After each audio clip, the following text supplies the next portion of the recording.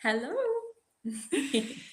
All right. So Shannon is going to start by telling us what life has looked like for her before she came into my world. So we're going to talk about pre you discovering me, and then we'll catch up to there. But tell us a little bit about how did you find the healing world? How did you get into it, and what was your life and childhood like up until that point? Oh my God, buckle up. Okay, so first of all, where do you begin? I feel like well, I'm Shannon, and I basically have always just my first 6 years of childhood, I could say felt normal, felt very protected and safe and normal.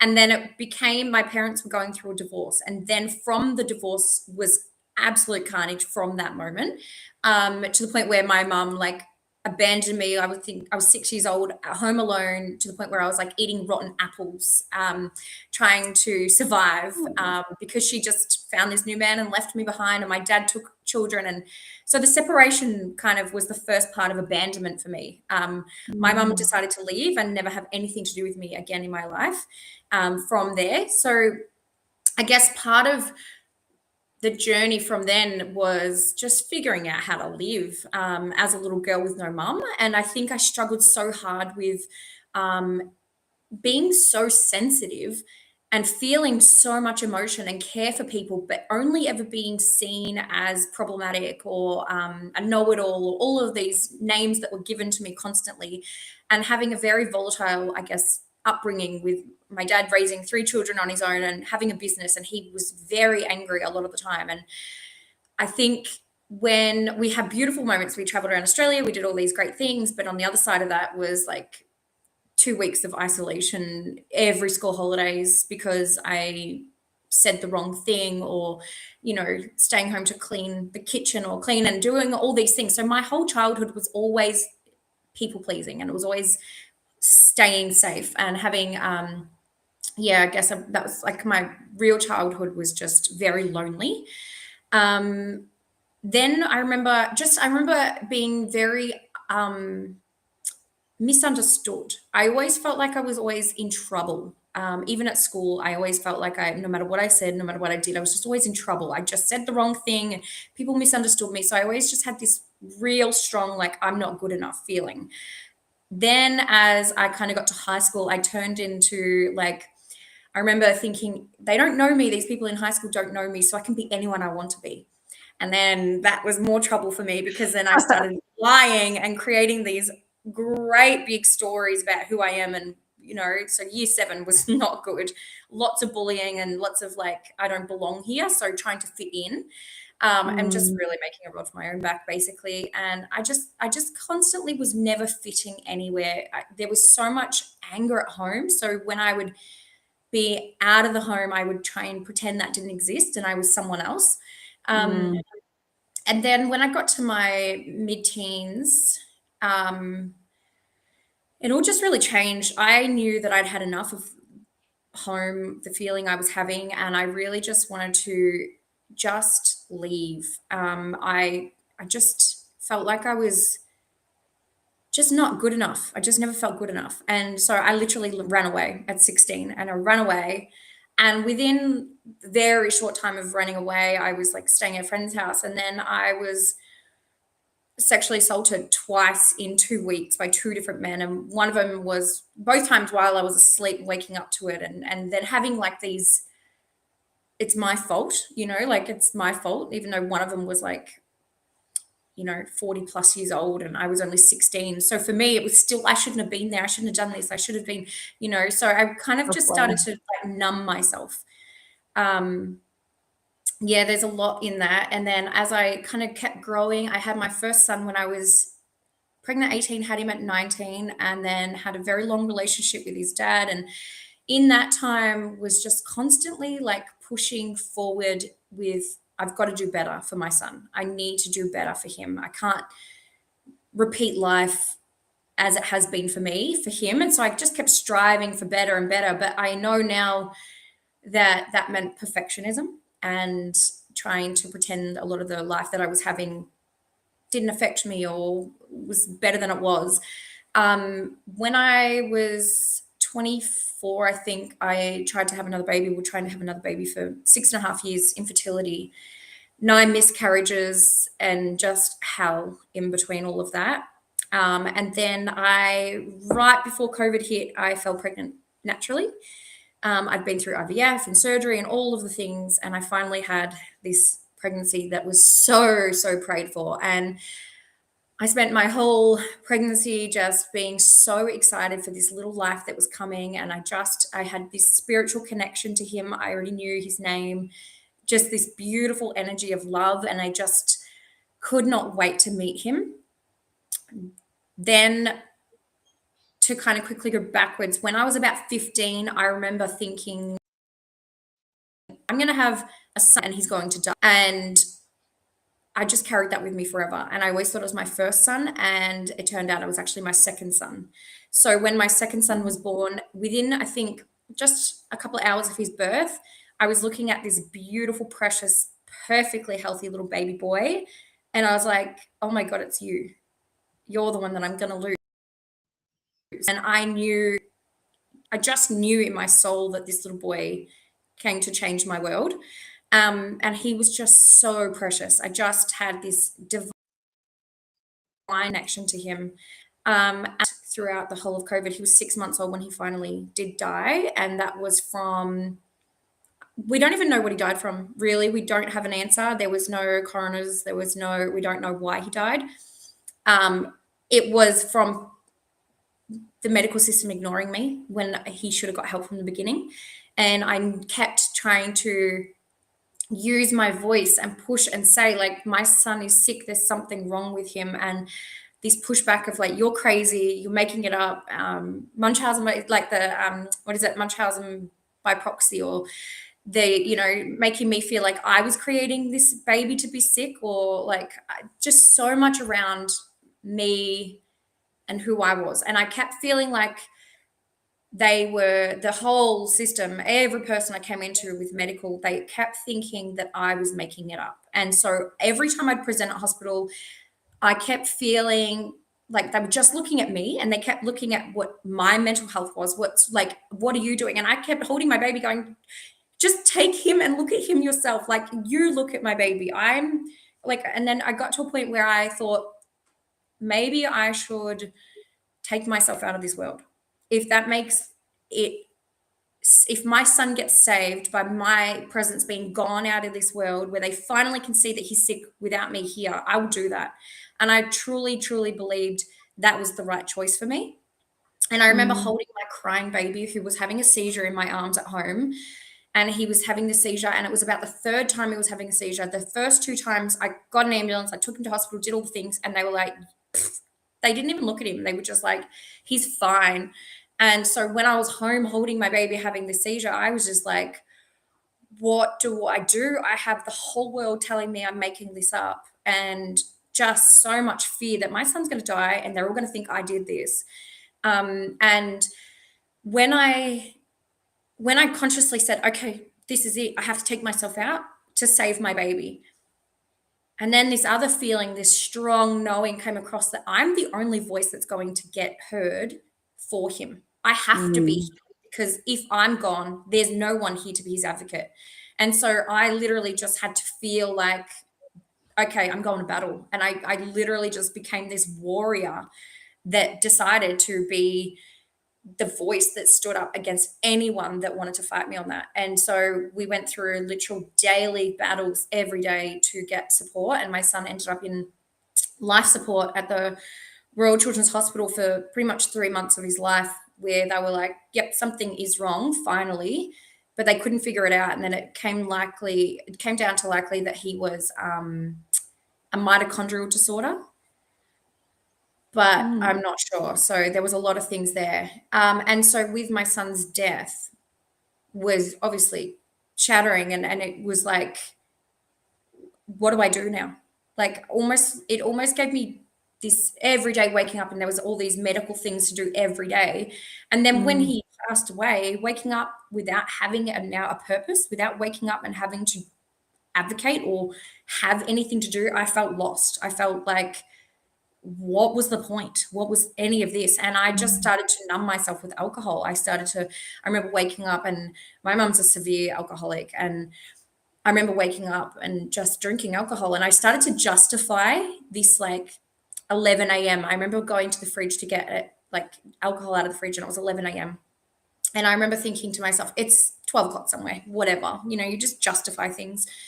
And I remember seeing my older son, who was 11 at the time, and he was in the kitchen. And I looked at him and I thought, oh my God, I've become my own mother. Like the person I tried to prevent hurting her son for all these years, I'm now giving up on my other son because because I've lost a son.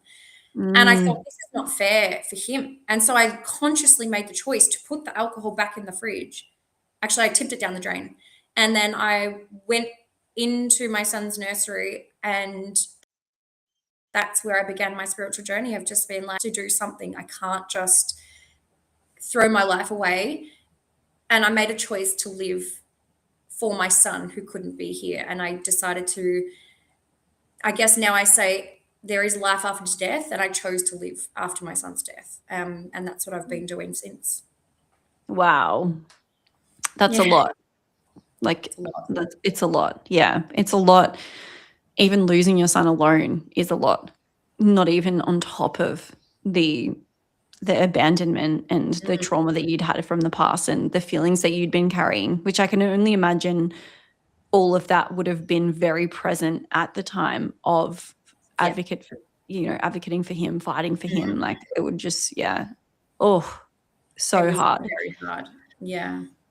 So that was, I guess, for you, a pivotal moment where you then turned more so to, I guess, healing, deeper healing, spirituality. Like obviously you didn't want to keep drinking. You had to find a solution. So how did you find Aruka? Like I actually don't even know how. I can never remember how anyone finds it in the end. But how did you discover Aruka? Like how did you come into my world? Yeah, well, it was actually all by chance, but nothing's by chance. Nothing's a coincidence, right? Everything is for a purpose and a reason. And I truly believe that my friend who's an Aruka therapist, Bridie, I think I had a session with her, and it was just crazy how we met. And she lives so far away from me, but then we were both in the same place at the same time, like 2 different times, and random connections that put us in the same place at the same time again. And then I think I had a session with her, and I was like, oh my goodness, that's what I need to be doing. I'd done like the Reiki. So when my son passed, I was like, okay, I need to do something. So I went and did like a Reiki course, and I did these things, but it felt light and it felt nice. But when I did the Aruka, I was like, oh, this is it. This is what I want to do. And so that's when I was like, and she's like, my friend Jess, come and like have it. And I started watching you, and I was like, there she is. That's what I need. So yeah. I think I do magnetize people with intense, complex trauma and definitely, really big traumas, because it is designed for that. Like my mission was that I wanted to create something that could actually heal that, not just scrape the surface of those bigger level traumas or those more complex ongoing traumas, which so many modalities do, unfortunately, not have the capacity to work with that big trauma. And I think that's probably what you would have felt, is that like this is actually something that could change the game, or like change my trauma, not just does that make sense? The surface level. It wasn't the surface level like calm that I was looking for. I was like, change my life. And that's how it felt for me. It was like I think Aruka is more around like what happened to you, but why are you the way you are, and how can we change that part of you so you can go back to yourself? And I think that's just what I was looking for. I was searching for something to help me understand myself better. Yeah. And so you obviously have been doing it yourself and like having it done on yourself, and then you decided to study. So for anyone that doesn't know, the concept behind Aruka therapy is that we're using the 4 pillars of healing. So we're working with the subconscious mind, reprogramming subconscious beliefs. We're working with processing of actual memories, which there's a number of different ways that we do that. Most of them are childhood memories, reparenting, things like that. Somatic, subconscious nervous system, memory processing and energetics, we're intertwining that all together. So we're removing the energy of the beliefs, and we're moving the energy of the trauma. We're reprogramming the mind, we're working on the body, we're integrating every part or every type of healing into one. What sort of, you've now been practicing for, how long have you been practicing for, and what sort of things are you working with? What sort of clients are you working with? What sort of things are you practicing using the Aruka modality? God, time flies so fast. So like I have to think about how long has it been. It's been a few years, 3-4 years maybe. I reckon it's been about 3 or 4 years, maybe 3 years since I started the Aruka course. And I kind of just came straight out of it like I have to use this. This is like I need to be doing this. And I went straight in. And I also feel like I attract a lot of women who've got a lot going on. And I think that's an energetic thing as well. When you've got a lot, you can hold a lot. And that's kind of where I think people magnetize to that energy, especially like we all have a niche, but I think it comes from what we know we're capable of holding for someone, and they can see into that as well. And I think that's like why I work with a lot of women who have come with like the abandonment wounds, the hypervigilance, all of the 4 pillars, but I just think what I'm finding as I'm moving more through it. So it was a lot of like this deep trauma, but now I find that I'm working with women who are like feeling like, who am I? Like they're at this identity crisis point in their life where they're just like, I know that this is not working for me anymore. I don't feel like I belong in this cycle, this relationship, in this workplace, whatever it is. And it's like, I know I shouldn't be here, but I can't change it. Why is this not changing for me? And it's like an identity crisis of like, hang on, I've come to realize maybe I'm holding so many things about what my family thought I should be doing, or where I should be doing things, what society says is acceptable, but that doesn't fit with my soul anymore. And so I'm finding myself really attracting people like that. And it's probably because I'm finally at that level too. So again, it's like the evolution of self moving and attracting and magnetizing. And that does happen. And I think also you find that if there's people that work with you over a period of time, something that I teach in Triggered to Thriving, something that I talk about often is that there are stages to healing, and the intense complex trauma, or the people that come with so many different awful things that have happened to them, that all needs to be processed. But that is not the end of the healing journey by any means. Absolutely. The next stage, it sounds like you're getting people that come to you at the next stage, which is like the identity. It's like, who am I? Who do I want to be now? Correct, without the trauma? Who do I want to be? And trauma affects you very much at an identity level. And so what happens a lot of the time too is women process the memories, and they scream and they cry and they do the somatics and they visually process, but they still have this identity of the person who suffers and struggles. And it's like, you don't, obviously with Aruka, the benefit is that we do all of that in one, where we actually process the memory, we shift it, we shift the identity, and we do the somatics all together. But it's cool that, like, I think what's really cool, and I don't know if you agree, is that like you can hold anyone at any stage, because you've got the tools to do all of it. So if they've already done this, you can do this. But if they've done nothing, you've got it all there ready to go. Yes, I agree. And I think that's like a lot of women, I think, are, even if they haven't done the work, even if they haven't even gone into the memory yet, they're almost viewing women who have, I think, and being like, I want to be doing what she's doing. And feeling like, hang on, her life is changing. Maybe that's where I need to be. And it's like this feeling again of just like, I need to be at that level of my life. So it's like a soul calling to seeing themselves as bigger than what they saw themselves as before. And it's seeing it in other women as well. And I think that's the beauty of having the online world, is seeing a lot of that. But it's also remembering that healing, well, for me, healing isn't about like becoming someone new. It's about unbecoming everything that you've been taught to be, and going back to the root of who you were born to be in the first place. And I always try to remind people, like, you weren't unworthy of love as a newborn baby. Why would you be unworthy of that now? And, seeing, and I think that's the beauty of Aruka, is we get to go so deep into those things, the layers that are underneath all of that, and remembering that perfect little human that was underneath all of the things that you now believe about yourself. So shifting Mm. so many beliefs can really open up a whole new world and a whole new identity, because it's like, hang on, this is actually who I am. Mm. Something I'd really love to talk about, which we were talking about off camera as well, is that I always say like Aruka is so powerful for basically, like you said, removing everything that wasn't yours to carry, whether it's beliefs, whether it's emotions, whether it's trauma, whether it's visual memories, whether it's things that happened to you that you couldn't control. That's like the most common way that we use Aruka therapy. But there's more stages here, and we were talking about generational trauma, and we're also talking about past life trauma, and we were just talking about how, you know, there is research now that generational trauma can go back in mice only. They haven't been able to study it in humans yet, but in So mice incredible. by 60 generations.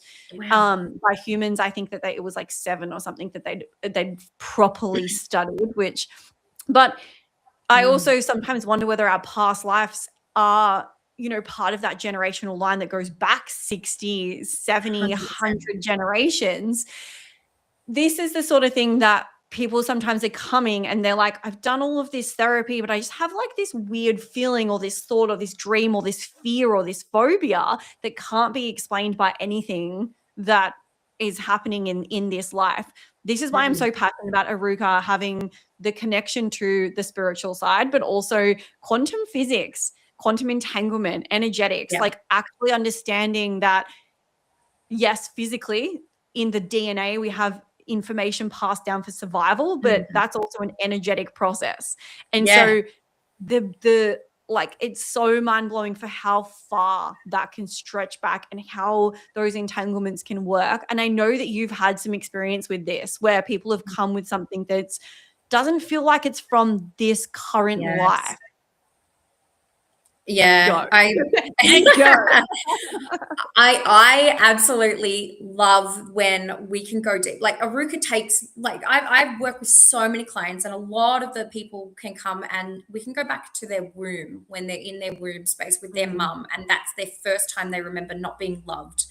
And the beautiful thing is that we can keep going, and I've been able to do that with clients where we just keep going and we go, okay, now we've reached there, remind me of a time, or tell me when you felt another time of this. And it's like, hang on a second, I'm going into a past life and now I'm this other person and I remember these things. And it went as far as someone being brutally murdered and thrown into the dirt, and these things happening, and she was carrying so much fear around using her voice, because I remember her, the reason that she was being punished was that she was standing against someone or saying something against someone, and it was a past life that was it was very cruel for her to use her voice. And so this happened to her, so now she was holding on to these relationships and not being able to stand up and be seen in her life because of this fear of what could happen to her.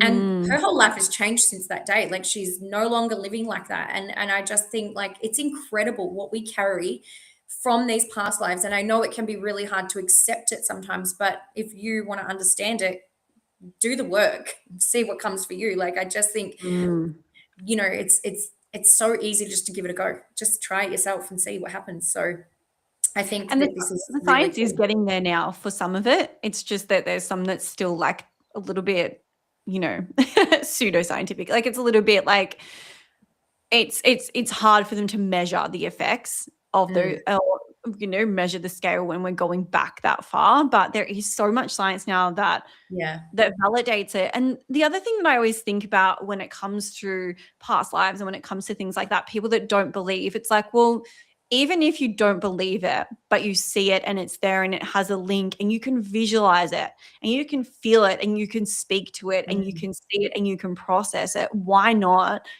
like have a go at doing that when there's like a method that can actually Yeah. shift it for you? Absolutely. I think people like that are living in fear and they don't know that they're living like that. Especially someone that Mm, is like, they're very stuck in their mindset about what they believe and what they don't believe. And it's almost like, what if you moved a belief around what it is that's preventing? What if you just opened your mind to something else? And I think they don't want to even consider opening their mind to something else. And I usually, well, that would be the belief, the belief well, telling them, there's a fear. There's a fear. So yeah, then it's like, well, what's going to happen? What would be the Yeah. worst thing that could happen if you opened It's up like, and that so it's then you actually find just, yeah. yeah, and it's like, hang on, I could help you here. So it's, yeah, it's not trying to make someone change their mind. It's just helping them understand it. And I think that's just what it can be. I think we're all born, like for me, I'm a soul medium. So I work in working with people's soul, their energy. I'm obviously working with other people's souls as a medium. For me, like blending what I do with Aruka is so important. And I think knowing that we're all born intuitive and have this knowing within us, and then the beliefs that can create this stuckness or this I'm not good enough to listen to this intuition, or having other people, I guess, like family members, teaching us that we've got to be silent when we know we need to speak up, or things like that. I Mm, think that's kind of where I'm at now in life as well. Like, and it comes back to the identity of like, the more you know yourself, the more you understand what you're capable of, and just going back into the intuition. But then past life, so many women have had our voices taken from us in so many past lives. And I think that could be linked back to why we're so afraid now. And it's kind of the energetic of that as well. I think there's so much like in our DNA, we know that we carry so much, which is so cool that we know that scientifically. But even now, like the energetics of it, and that's what Aruka does. It goes into the energetics and it's doing mm. all of those things in one. Like we're going into the beliefs, the nervous system, we've got all the somatics, we've got everything all in one kind of group. And then bringing it back to that. And then it's like teaching yourself how to be more connected spiritually. Once you believe that you are worthy of that, whether there's such a hierarchy around like, I'm not a psychic, I'm not these things, and I can't, but we're all born with a knowing. There is some Mm. of it too. You just have to remember that you are. Yeah, and the labels really don't mean much. Like it's what you're doing, not what you're called. It's what Absolutely. you're doing. And everyone like you said, everyone has that ability to tap into the quantum field, to tap into that information, to Yeah. tap into that level. It's just learning how to do it. And I think I love what you said. It made me think like the benefit of Aruka therapy is that you can go into a past life and Aruka, it applies there. What needs to be done in those past Mhm. life memories is the same as the present. So you Yes. can go generational, you can go past life. You still need to be processing it visually, Yeah. somatically, energetically. You still need to be doing that. And Yeah. because the person is experiencing it in this lifetime, they still need to have those beliefs shift from their subconscious mind because that's what's showing up, or the Absolutely. nightmares, the visuals. So whether it was a past life or present, doesn't really matter. It needs to be processed in the same way. And the cool thing is that if they're afraid to go back there, Mhm. you can look at the human that's in front of you right now and be like, well, what are you afraid of? And you can work with their subconscious to be able to unlock access to those Exactly. deeper layers. So you can like pivot between present, current life, past Yep. life, generational, and it Yeah. applies across all. Yeah. I think that's what I love the most about Aruka is how it's it's so deep and it's so powerful and it's unlike anything else. Like that, I think that's what is so powerful about it. It's changing work and it's simple. It's just have It to is. trust that It you're coming is. to do it. Yeah. Yes, it is. And it's so like, could you talk through, because this is the biggest block, right? Everybody says their modality is a transformational. People are Yeah. online right now and they're like, NLP will change your life and hypnotherapy will change your life and brain spotting change your life. All these things, all these modalities that like, but it didn't change their life. Mhm. And obviously we know the difference and we've spoken about the difference because they're working on like one pillar of healing and we're blending all four. Mm. But if you were to explain to someone that was like, oh, I've never done this before, I'm pretty nervous to try Aruga therapy, like I don't know if I should book a session with Shannon, like Mm. can you just explain like what a session looks like with you and like, how you would sort of run that for somebody who's just never done this work before, who's thinking they're feeling called to you?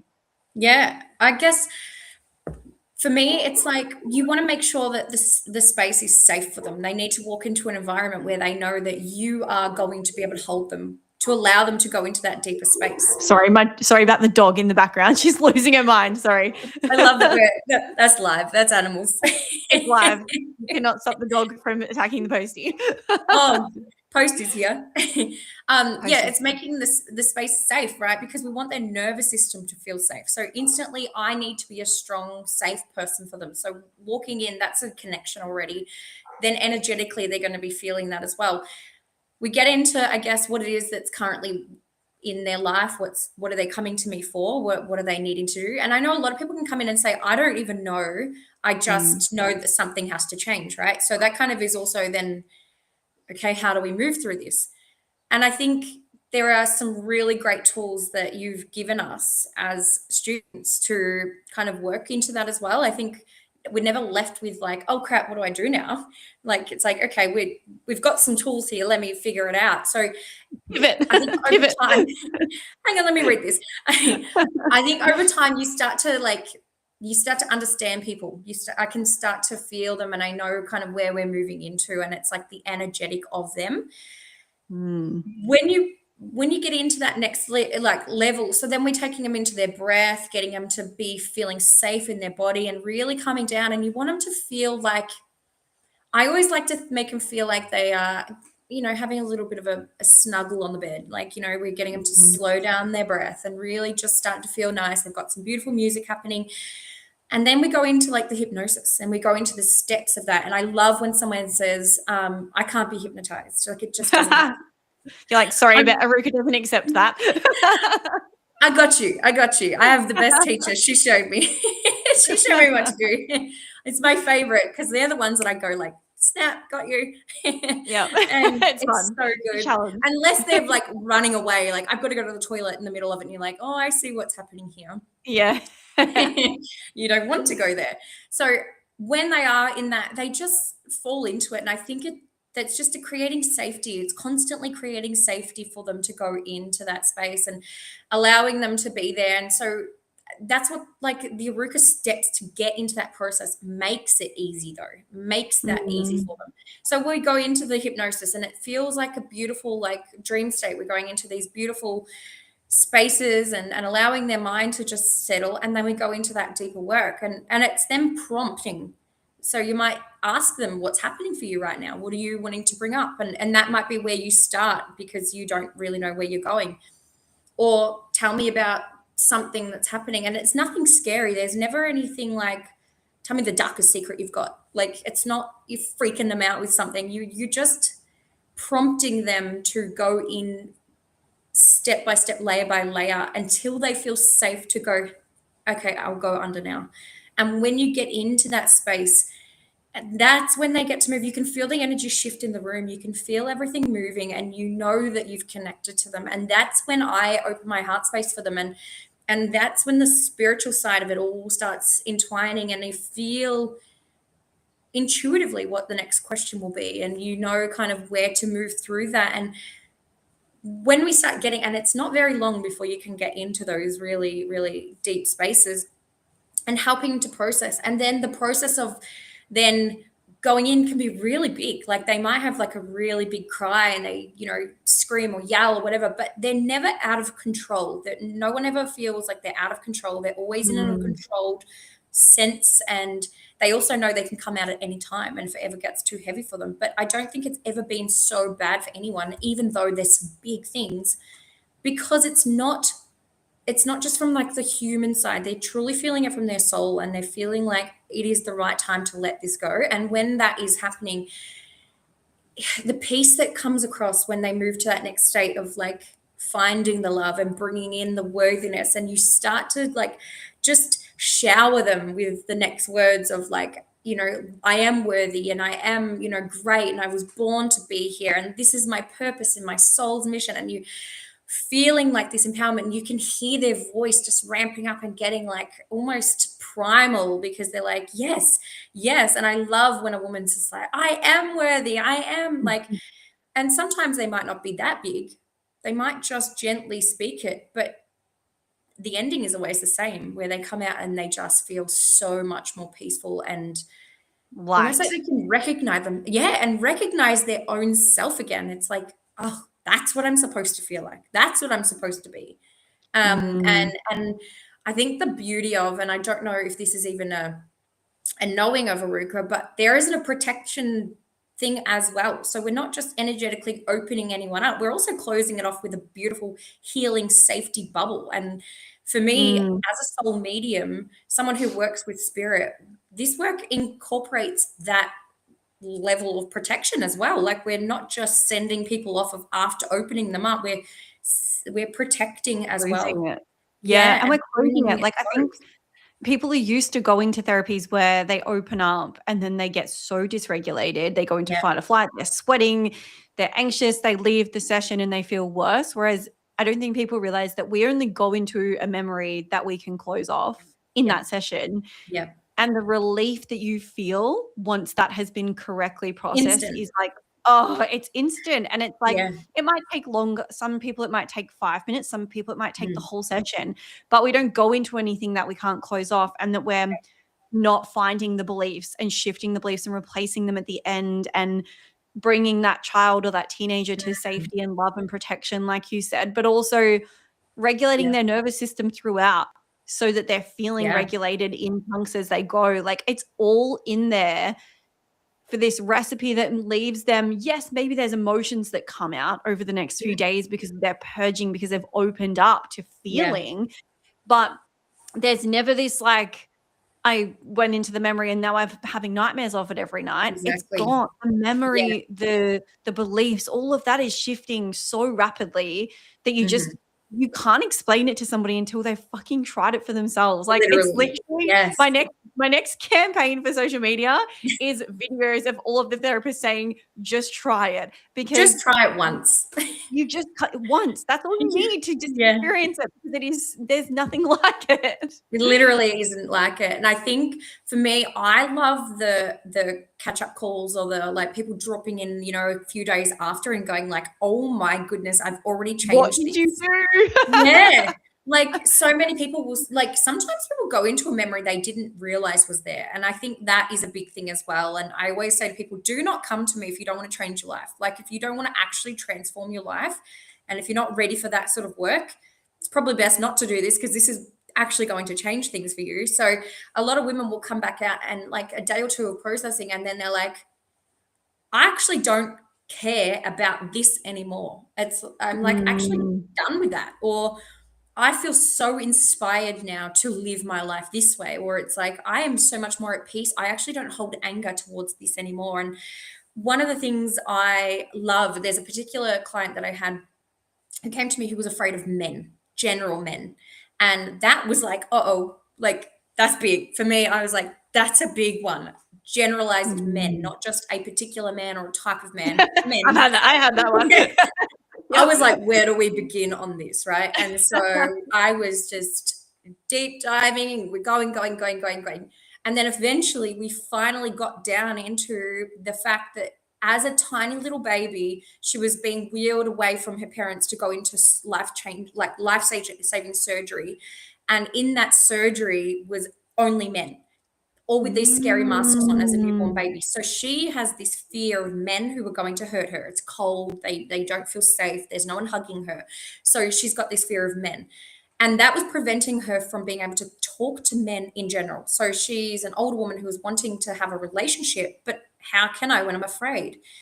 And then mm, even now when I will see her around, she'll be like, I have conversations at the pub with men and I'm like social settings and stuff. And so she's just it's almost like she's gone, hang on, I'm not afraid of that anymore. It makes sense to me now. And that yes. is what the work is. It's when your life can change from the belief of like, hang on, I don't have to be, my life isn't ran by this anymore. I don't have to Yeah. live because I had this belief anymore. And I think that's the work.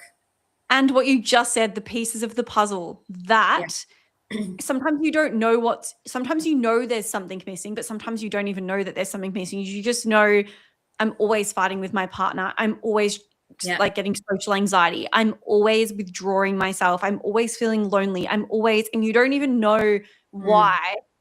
That is, for me, was like what Aruka was in the beginning was like all about, was like uncovering in the unconscious or the Yeah. subconscious, like where that comes from and Yeah. finding the root cause and the source. And it sounds like you did that perfectly. Like, Mm. and it's not always where you think it's going to go. And that's the No. beauty of it. You have the ability to and they don't know. I have people, Mm. it's quite common for people that have studied, even like with me or other modalities, to come to me for a session and be like, so I've got a money block and blah, blah, blah, and it comes from here and it comes from here and it's da, da, da, da, da. They tell me and I'm like, okay. Yeah. Most of the time, what our conscious mind, even if we're very tapped in, even if Mhm. we know all the things, myself included, there are things that are over here outside my conscious awareness that I cannot access because my subconscious Absolutely. is protecting me from them. So Mhm. it's cool to be able to open that up and for Yeah. people to go, whoa, it's this and it's Yeah. that, and I can see this. And I've Yeah. had so many people that are similarly like that with the results that you were talking about, they might Yeah. not even be able to see the results, Yeah. but they say, my husband says my voice sounds different. My mum and all my friends said I'm glowing. Like Yeah. I'm the softer. other, they're noticing it in them and they're noticing the Mhm. shifts, and then they're like, so it must have worked. So I'm going to come back and do it again. But Yes. why couldn't I see the change? Oh, because I don't see myself positively. And we open up the subconscious. Why don't Yeah. you see yourself positively? Why couldn't you notice that change? Because da, da, da, da, and there's another Yeah. layer. So it's like, it's so cool to watch people go through that and to get their light back and their aliveness and their Yeah. joy I and think what you said freedom. just then And about like when they come in and they think they know what they want or what they're going to. And sometimes I'm doing something and I will be writing down and then they say something and I'm like, whoa, lucky they can't see me because I'm like, what the fuck? We're moving over here now. Like I thought we were heading here. Hang on, we are yeah, moving over here. And then my yeah, brain is then, and then the intuitive side has to kick in of like, okay, that and that. Okay, so where do I head? And then you go into one more thing and you're like, there it is. There it there is. it It's is. like, found it. And it was just like Yeah. we had to pivot. It wasn't dad. It was mum who this one time this thing happened and mum wasn't there to support you in that. So that's why it's this. Yes. And Yeah. they can I really love it. calm It's it. a whole other world. All right. So I'm just gonna quickly check. I'm just gonna come into my little thing here and just check the oh my gosh, my laptop. Check and that we haven't had any questions because there is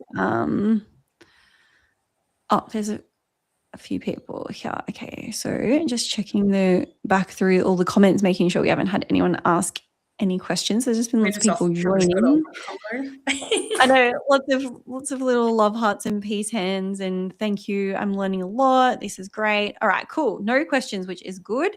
All right, so we'll wrap it up there because I feel like otherwise this is going to be a super long one that no one's going to ever have time to listen back to.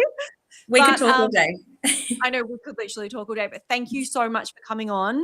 For anybody that's wanting to work with Shannon, I will post maybe a little feature in the week to come. We can do like I don't know if you saw in the group, but we can do a little feature on you.